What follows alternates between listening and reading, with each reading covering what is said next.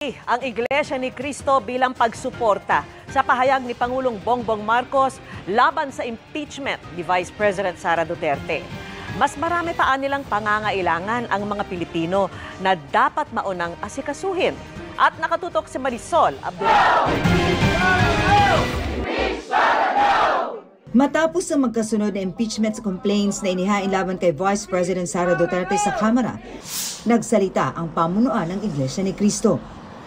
Sa opisyal na pahayag, sinabi ng INC na pabor sila sa sinabi ni Pangulong Bongbong Marcos na hindi siya sang-ayon sa impeachment na isinusulong laban sa Vice Presidente. Ang hangad daw ng INC ay para sa kapayapaan at kapakanan ng ating bansa.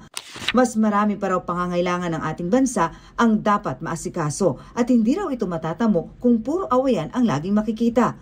Ang pahayag ng INC, unang inanunsyo kagabi sa programang Saganang Mamamayan sa Net25.